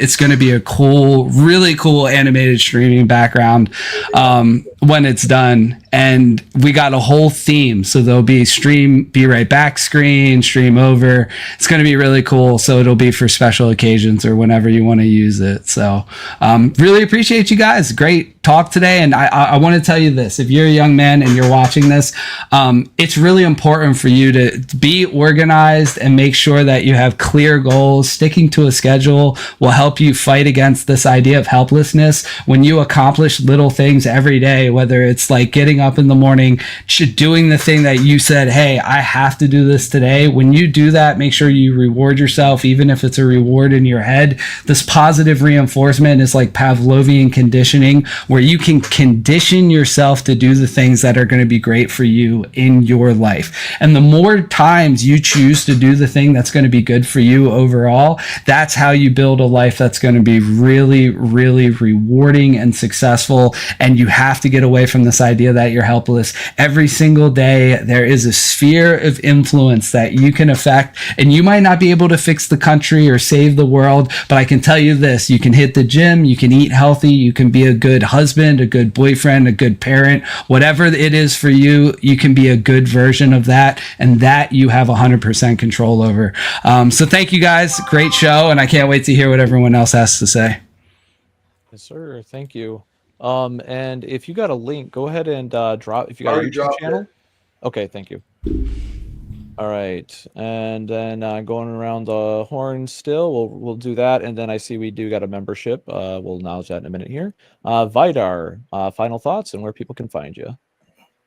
Well, you can find me here on Saturdays. Still haven't had the grand opening launch of my YouTube channel yet. Still in the works, along with some instructional videos that'll be coming out. We're going to be doing a lot on basically Power for Abundant Living, programming your mind for automatic goal achievement, things along those lines. We'll also be doing some of the male-female inner dynamics. A lot of great things that are planned.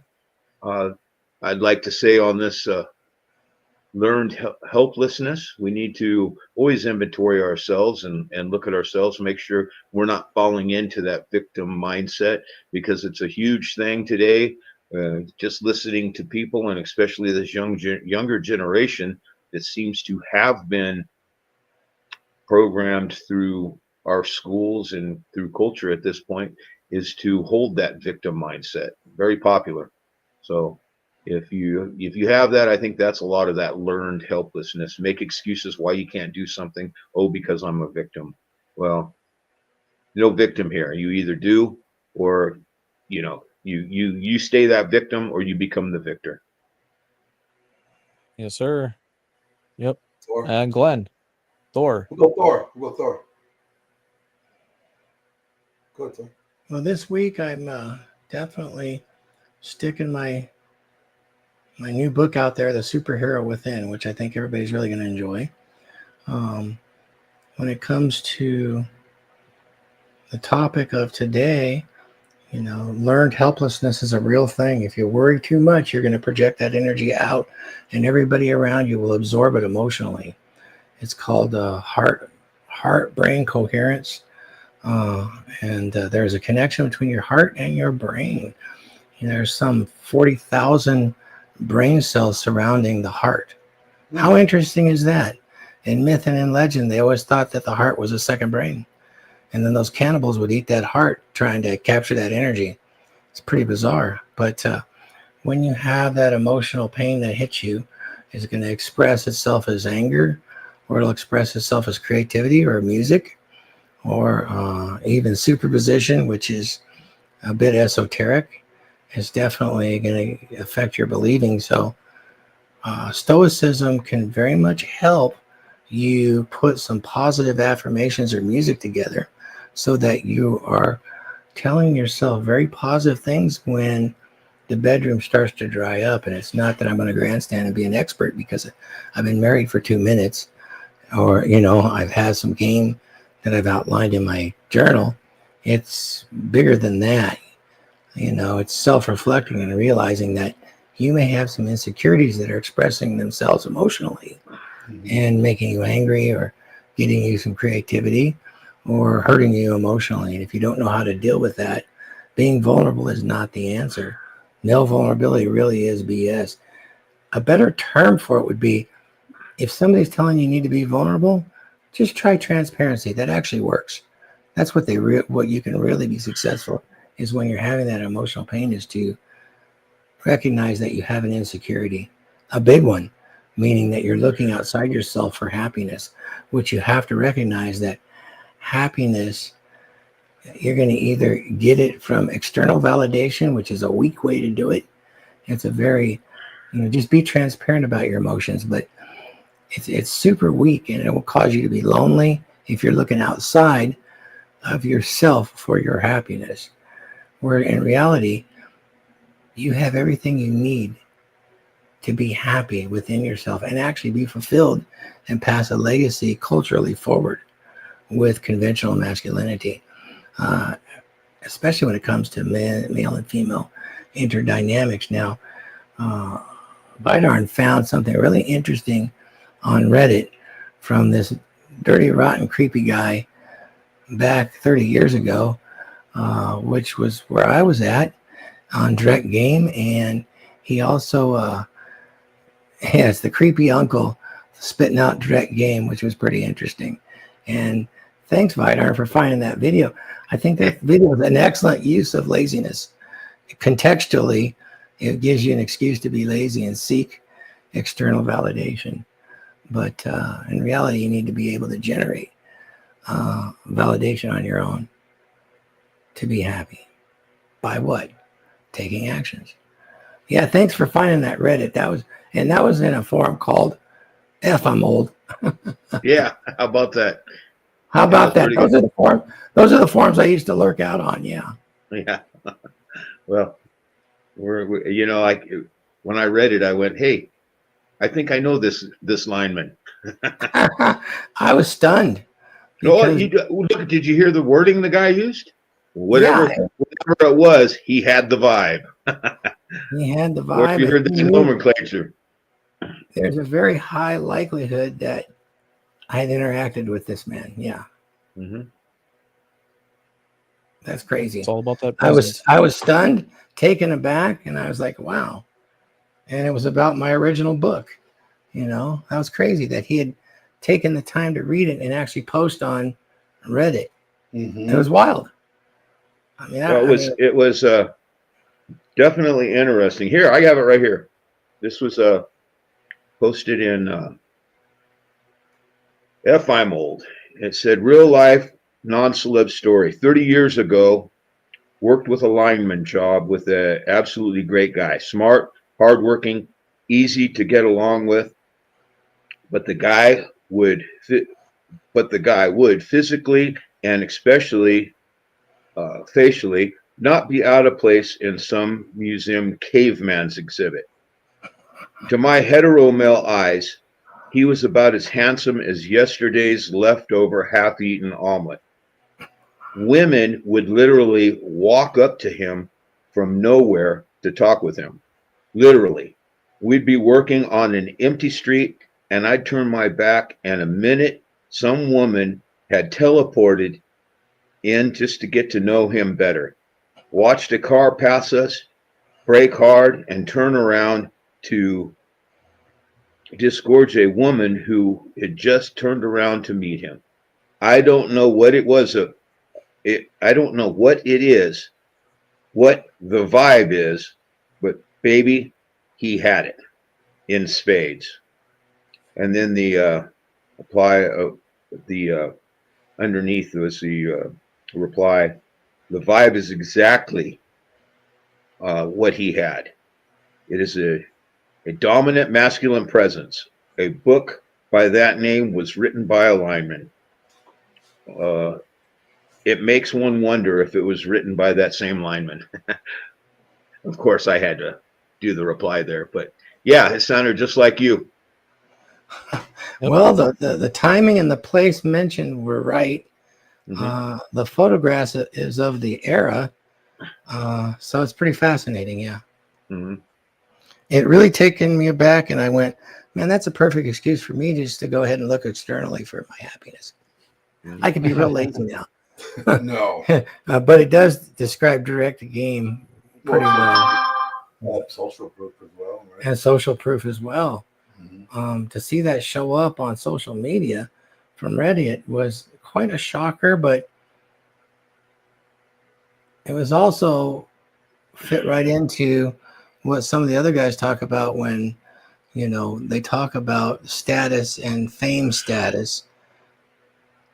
That was interesting. Very interesting. Thank you for finding that and sharing it with me. You bet. I was surprised when I read that. Yeah, for sure, huh? Yeah, that's And that's people that awesome. have fame definitely get some of that statusing for sure. I mean, look at the girls that would go and look for the Beatles, right? Mm-hmm. Why would they do that? I mean, why would they all go so crazy? Because they're the Beatles. Fear of missing out, FOMO. Yeah. FOMO, Mm-hmm. and they'd see the social proof of their sisters. Mm-hmm. And so that's been put into our schools, you know, as Mm-hmm. the standard to hold up to. And you guys all know what women want, actually. Nuke does. Is he on here? No, Nick's not in here. No, not today. Let's throw it back to Yeah. Viking because we have All right. super chats to cover. Well, they always want more. Just keep that in mind. Yeah. They're never is enough. There's never enough. There's never enough. Yeah, So, throw yeah. it back. Yeah, Viking, we go got ahead. we got a couple things here. We got Briarwolf, been a member for 9 months. You guys are nailing it today. I don't know anything about AI or robots, but it's important for these young men to be aware, especially the world is changing, adapt or fall. And then he also sent in a $50 super chat. So where does that mean I'm going to have to play Paul's videos now? Hold on. Yeah. Says a lot of folks want to stick their head in the sand with all these quote degen talk about relationships, but these things have to be discussed. Glad to see gentlemen having these discussions. The problems don't go away if we ignore them. Big facts. I Right. want to say I'm so grateful and blessed to have the Briarwolf as a member. He's been a member for 9 months now. Yeah. That he's an awesome guy. Always supportive. Yeah. When people give me flack of talking about like sex topics, he's like, "Thank you for covering something like this because nobody else wants to talk about it." Right. So I always appreciate his words of encouragement and his support. Always great to have guys like that in the chat. I'm going to say my final words real quick. When it comes down to this helplessness crisis and epidemic, look, I need you guys to do something. Which is your dominant hand? Is your left hand or your right hand? Whatever hand it is, okay? I want you to reach down in your pants. Okay, you see those two things that are hanging in this like sack? Okay, that means you must perform. You don't get to bitch about it not working out or not having the solution. You have to succeed, or you just don't exist. You either live or you die. You either do what's necessary to overcome the problems, or you're nothing to remember, or you are a leech on society and you're not going to be productive. That's what it is. That's the only way to look at it. Either you're going to do what is necessary to overcome the problems that you're faced. If that means getting help and insight, then that's what you need to do, or you're going to complain about it and cease to exist. That's it. That's the reality. It's the cold, hard truth. And the choices are yours. What do you want? You either have two choices, make moves or make excuses. That's it. Yep, I agree with that. And my final words on the topic is it's not about the tools that you have or don't have. It's about the tools that you have and that how you use them, how you adapt them. Sorry, I fumbled that a little bit, but that's what it comes down to. It's not about what you have or don't have. It's about how you use what you got. And a lot of guys don't understand how to adapt to the things that they have. For example, on paper, according to the what most people would call the red pill, Asmongold, right? Famous World of Warcraft streamer, like one of the top streamers in the world. He lives in his mom's attic, so he shouldn't be getting bitches, right? But Jack Napier's posting pictures of him, with blondies and around, got his arms around two couple blondes and stuff like that. And I'm just like, yeah, once again, it's not about what you got, it's how you use it, what your future is, what your mindset is. And guys that complain about nothing but problems rather than identifying problems and then solving them for themselves, they end up being the ones that, it doesn't matter how rich you are. If you have that mindset, a girl will use you, but that's all she'll do. She won't contribute to you. So if you allow this to happen, you're the one in control of your own life. And if you're not in control of your own life, who is? Ask yourself that question. If I'm not in control, who is? Because you're, at the end of the day, you're the only one that has the control. But on that note, thank you for the $50 super chat, Briarwolf. And to prove that we are a little bit of degen, we can still have some fun while being serious. Here's what you get for your high tier super chat. Thank you for the super chats. sing, can't stop that. From the east to the west, you are the best. Keep those chats coming in to fill it all again. My Christian eyes cannot. Dear Cannot Lord. be mad. Okay, I got you. Haram. Haram, yep. All right. Gentlemen, I hope you guys all out there have a great rest of your weekend. Stay tuned. You will see Thor and myself with the beautiful and very talented Gia McCool on her channel this Monday. And stay tuned for that amazing conversation. It's going to be really neat. It's been something we've been working on for the past couple weeks, and we're glad that it's finally going to happen. And other than that, love, peace, greasy chicken. Go outside and touch some grass. Peace. Have a good one, guys. And some ass, maybe. But don't-